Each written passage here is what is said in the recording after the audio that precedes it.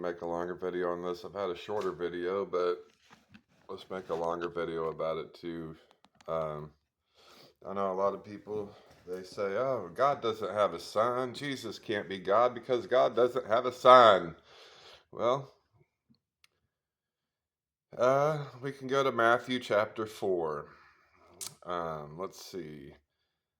Satan tempts Jesus. Yes, Lucifer tempts Jesus.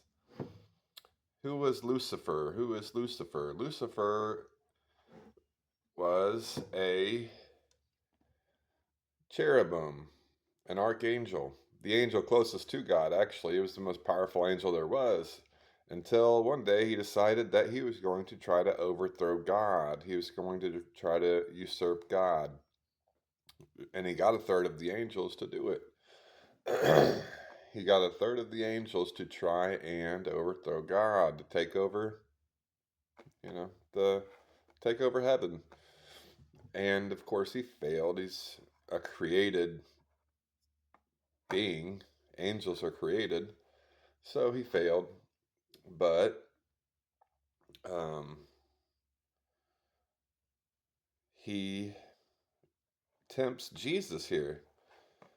So Satan would know for sure what all is going on in heaven, being the closest angel to God, right? He would know exactly what heaven is like, who God is, what God is like. So then we go to Matthew chapter 4, and what does Satan say? Verse 3, and when the tempter came to him, he said, if thou be the Son of God, command that these stones be made bread. That's interesting, right? You notice he didn't say, who are you? God doesn't have a son. Who are you claiming to be, Jesus? Instead, he says, if you are the Son of God, if thou be the Son of God. Satan knew something, didn't he? He knew that God had a son. Now it's interesting because Satan doesn't recognize him, though, does he? And why is that? Well, that's because God is a spirit, right? Eternally, God is a spirit. Now, Jesus put on flesh. He came into humanity. And so when he became God incarnate, or when he became a human, not to say that he ever stopped being God. He's God and man. Just like we have a spirit and our flesh, he put on flesh. And the flesh um, is man, right? But the spirit that was inside of Jesus was the eternal Son of God. So Satan, of course, doesn't recognize Jesus because Jesus is the eternal spirit. The eternal Son of God that is a spirit. But when he put on flesh, well, Satan didn't recognize him, of course. So he says, if you are the Son of God, so he's basically saying, okay, well, if you are him, then you've come into creation now. If you're him, then command that these stones be made bread. Right? No, he tempts him 3 times. Says, next one, he says, if thou be the Son of God, cast thyself down, for it is written, he shall give his angels charge concerning thee, and in their hands they shall bear thee up, lest at any time thou dash thy foot against a stone. Now he's quoting a psalm right there.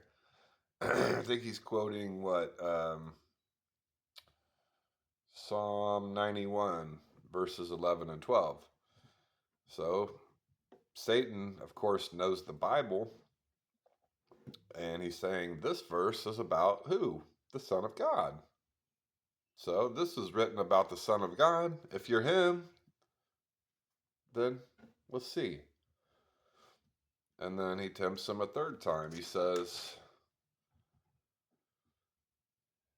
basically, all things will I give thee if thou wilt fall down and worship me. So the first one, Jesus, of course, is on a 40-day fast. And Satan's basically saying, just turn these stones into bread you can eat. Break your fast. And, that'll prove who you are. The second one, he's saying, throw yourself off a mountain. The angels will save you. So he's just tempting him and tempting him and tempting him. But the main point is, and Jesus always answers him with scripture. What did Jesus say on the first temptation? He said, it is written, man shall not live by bread alone, but by every word that proceedeth out of the mouth of God.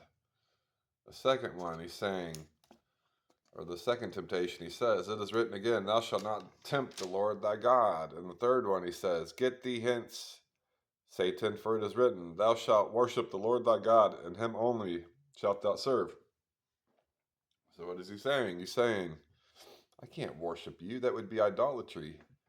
Satan, I can't worship you, fall down and worship you, because you shall worship the Lord thy God, and him only shalt thou serve. So, 3 temptations. Satan never once says, oh, God doesn't have a son. Who are you? You're nobody. And instead, he tempts him 3 times. And therefore, Satan accidentally proves that God does have a son, and Jesus is him. Jesus is the Son, the eternal Son of God. He's God in the flesh. He incarnated. He came into his own creation. And yeah, a lot of people overlook that, but the one who would know the very best accidentally let it slip and proved that Jesus is the Son of God, because he says, if you're him, if you are him, then do these things. But of course, Jesus was smarter than him and didn't fall into the temptations. But thought you would like to hear that. Have a good morning. Thanks for watching.